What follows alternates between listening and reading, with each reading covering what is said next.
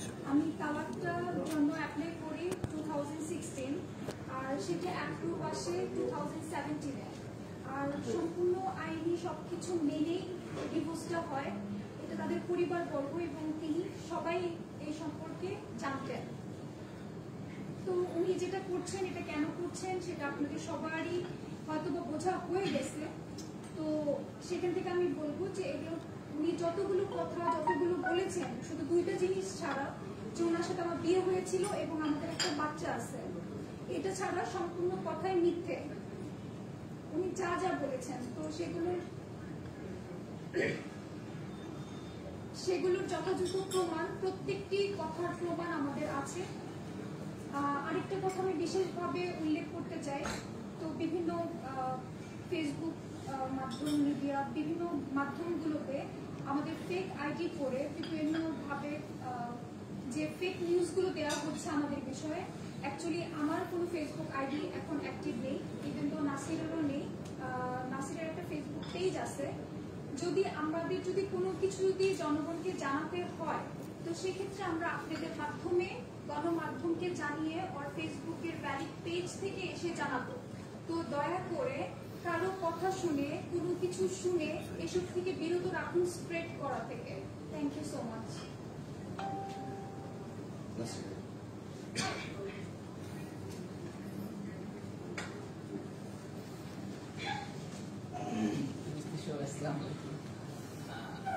আসলে এখানে তেমন কিছু বলার নাই, কারণ আমি তামিমকে চিনি প্রায় 4-4.5 বছর থেকে। তো আমার ভালো একটা ফ্রেন্ড ছিল, তারপরে আমাকে লাভ হয়, তারপরে আমার বিয়ে। তো আমি ওকে খুব ক্লোজ থেকেই দেখেছি এবং চিনি আর কি ভালো করে। তো আমার মনে হয় না যে আমি বা ও এনাফ ম্যাচিউড আমরা। তো আমরা এমন কোনো তো আমরা যাই করেছি, বিয়ে করেছি এবং সেটা আইনগতভাবে ইসলামিক শরিয়াতভাবে আমরা সবাইকে জানিয়ে বিয়ে করেছি। যদি আমাদের মনে এরকম কোনো কিছু থাকতো তাহলে হয়তো আমরা এইভাবে করে ওপেনলি বিয়ে করতাম না, আমরা চুপ করে বিয়ে করতাম। তো আমরা সবাইকে জানিয়ে এবং ফুল মানে মজার সাথে আমরা বিয়েটা করেছি। তো আমি সবকিছুই জানি যে ওর বিয়ে হয়েছিল, বাচ্চা ছিল, তারপর হচ্ছে ডিভোর্স হয়েছে। তো আমরা এই পেপার দেখেই আমরা বিয়ে করেছি। আমি এখন মিডিয়ার সামনে হয়তো 2-3 দিন পরে আসছি, কারণ আমি চাইলেই আর কি ফেসবুকে এসে আমি তালাক পেপার নিয়ে আমি দেখাতে পারি না যে ডিভোর্স হয়েছে। তো আমি আইনগতভাবেই এসেছি আর কি। তো এটাই একটা কথা। আর আমরা যা করেছি সব লিগাল ওয়েতে করেছি, আমরা ইনলিগাল কোনো কাজ করিনি। তো আপনাদের কাছে একটাই রিকোয়েস্ট, যারা অনলাইনে তারপর হচ্ছে সোশ্যাল মিডিয়ায় যারা তামিমাকে নিয়ে কথাবার্তা বলতেছেন তাদের কাছে শুধু আমি একটাই কথা বলবো যে এসব থেকে বিরত থাকেন। কারণ আপনার একটা নিউজ, আপনার একটা ভিডিও একটা মানুষকে অনেক দূরে ফেলে দেয়। তো আজকে সেটা তামিমার সাথে হয়েছে, কে জানে এটা কালকে আপনার সাথে হতে পারে। তো প্লিজ আপনারা এটাই করেন। অবশ্যই মিডিয়া বাংলাদেশের এমন একটা স্থানে আছে, মিডিয়ার ভূমিকা অনেক বেশি। তো আমরা মিডিয়ার মাধ্যমে সবকিছু জানতে পারি। তো আমি তাদেরকে আশা করবো যে মিডিয়া যেসব জিনিস সঠিক তথ্য জেনে সেটা হচ্ছে মানুষের কাছে পৌঁছায়, সঠিক তথ্য না জেনে এই আজে বাজে নিউজ করা থেকে তারা যাতে বিরত থাকে। আর আজকে এটা তামিমার সাথে হয়েছে, এটা কালকে যে কারোর সাথে হতে পারে। এতদিন সে শুধু তামিমা ছিল, এখন ও হচ্ছে তামিমা হোসেন। তো আমি চাবো না আমার বউর দিক কেউ আঙুল তুলে কথা বলুক এবং আমার বউকে নানান ধরনের কথাবার্তা বলুক। তো যারাই যেখান থেকেই বলতেছে না কেন কথাবার্তা, আমি আইনগতভাবে তাদের ব্যবস্থা নিই।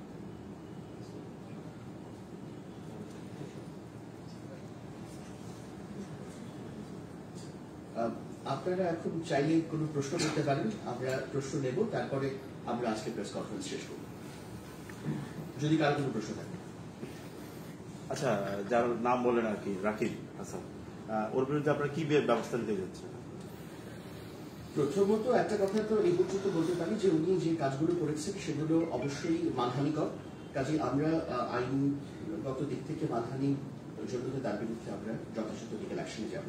এছাড়া আরো কিছু লিগাল অ্যাকশন থাকতে পারে সাপ্লিমেন্টারি, সেগুলো আমরা এখনো পরীক্ষা নিরীক্ষা করছি, যথাসময়ে আপনারা জানতে পারবেন।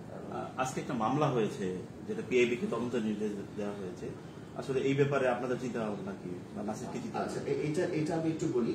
আমরা আপনাদের এই প্রেস কনফারেন্স শুরু করার কিছুক্ষণ আগে আমরা গণমাধ্যমের মাধ্যমে জানতে পেরেছি যে আজকে একটি মামলা হয়েছে। মামলাটা কি বিষয় হয়েছে তার কোনো কাগজপত্র এখন আমাদের হাতে এসে পৌঁছেনি, কাজে এই ব্যাপারে মন্তব্য করা দুরূহ। তবে যদি কোনো মামলা হয়ে থাকে এবং সেখানে মিস্টার নাসির হোসেন অথবা তার স্ত্রীকে বিবাদী করা হয়ে থাকে, তাহলে আমরা আদালতে আমাদের যথাযথ বক্তব্য পেশ করব। তামিমার কাছে একটা প্রশ্ন করতে পারি, সেটা হচ্ছে যে আপনি বলছেন যে প্রশ্ন তো এখন একটা জায়গায় এসে দাঁড়িয়েছে। উনি বলছেন যে আপনাদের সাথে ডিভোর্স হয়নি, আপনি বলেছেন যে একদম প্রপার চ্যানেল হয়ে এসছে 2017 সালে হয়েছে। মানে 2017 সালের পর আর আপনার মেয়ে কোথায় থাকছে বা তার সাথে কি আর কখনো যোগাযোগ ছিল? হ্যাঁ, আমার মেয়ে হওয়ার পর থেকে আমার কাছে ছিল। ওর বয়স 6 বছর পর্যন্ত, 2019 পর্যন্ত আমার মেয়ে আমার কাছেই ছিল। ইভেন তো আমি এনাফ পরিমাণে ক্যাপেবল আমার বাচ্চাকে কন্টিনিউ তাকে ফিট করানো, তার education, each and everything bear করার মতো এনাফ পরিমাণে আমি সেই ক্যাপাবিলিটিটা রাখি। আর দ্বিতীয়ত হচ্ছে আমার কন্টিনিউয়াসলি তার সাথে যোগাযোগ হচ্ছে। ইভেন তো মোবাইলে ভিডিও চ্যাটে আমি খবর নেওয়া, ওর কোন স্কুলে পড়তেছে, টিচারের ইচ অ্যান্ড এভরিথিং। আর ওকে নিয়ে যাওয়া হয় 2019-এ নিয়ে যাওয়া হয় আমার বাসায় এসে ওকে দেখা করার কথা বলে ওকে ওরা নিয়ে যায়। তো যখন নিয়ে যায়, আমার মা যখন ওকে পায় না, তখন আমি ফ্লাইটে ছিলাম। তো আমার মা না পেয়ে আমাকে একটা মেসেজ করে, লস অ্যাঞ্জেলেস ফ্লাইট, অনেক লং ফ্লাইট, তো 19 আওয়ার্স আমার আম্মা আমাকে রিচ করতে পারেনি। তো সেখান থেকে আমার মা যে একটা মামলা করে যে আমার নাতনিকে পাওয়া যাচ্ছে না, কারণ উনি এটা বলেনি যে মেয়েকে নিয়ে যাবে। উনি মেয়ের সাথে দেখা করতে আসবে, দেখা করতে এসে মেয়েকে উনি কাউকে কিছু না বলে উনি নিয়ে চলে যান।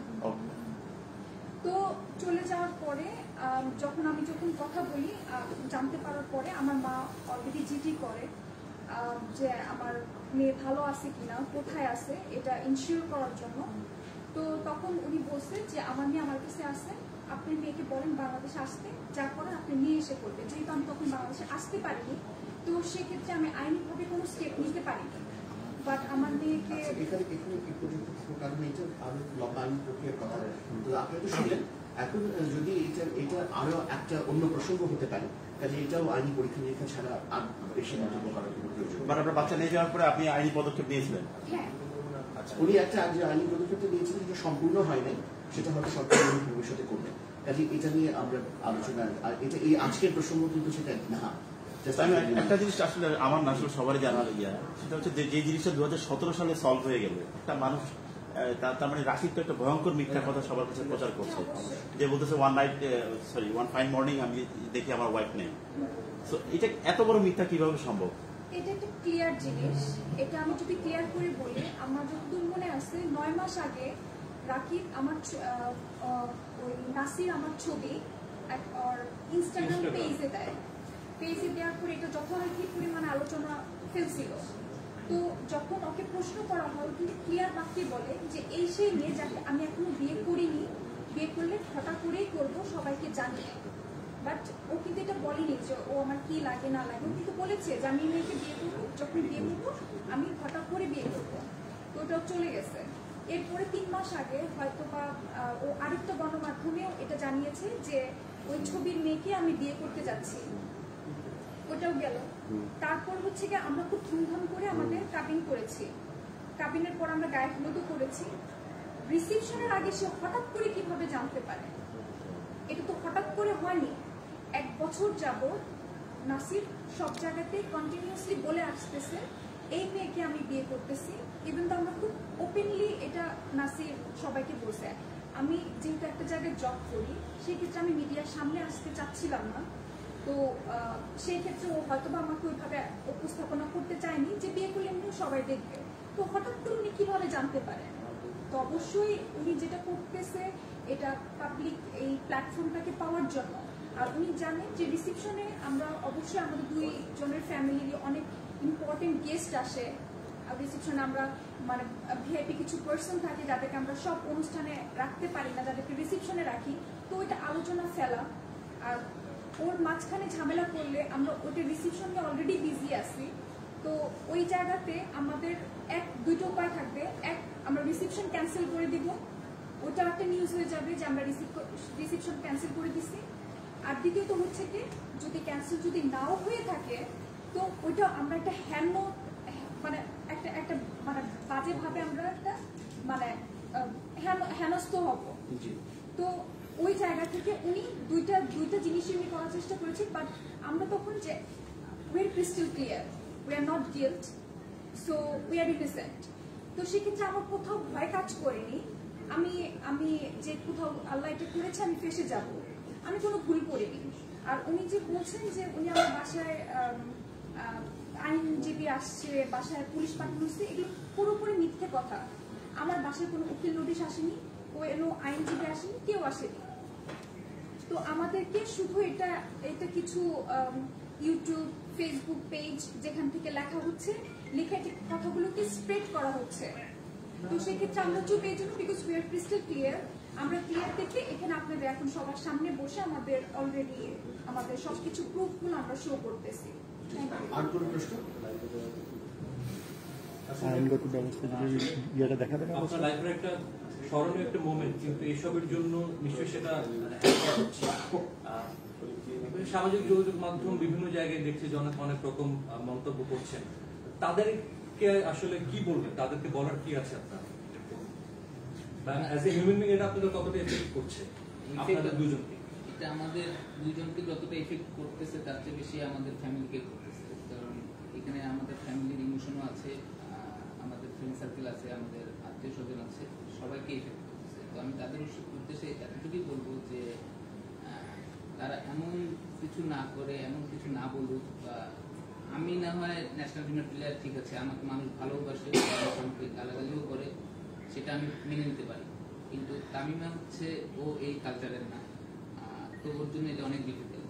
তো ওকে নিয়ে যেসব কথাবার্তা হচ্ছে সোশ্যাল মিডিয়ায়, যেসব ভিডিও মানে হেডলাইনে যেসব কথাবার্তা হচ্ছে, সো আমার মনে হয় না ও সেটা ভালোভাবে নিতে পারতেছে। তা আমি যতটুকু বুঝি আর কি, আমি 1 সেকেন্ডের জন্য তামিমা থেকে কখনো আলাদা হইনি। কারণ আমার এখন ভয় লাগতেছে যে ও যে কোনো একটা রং ডিসিশন নিতে পারে।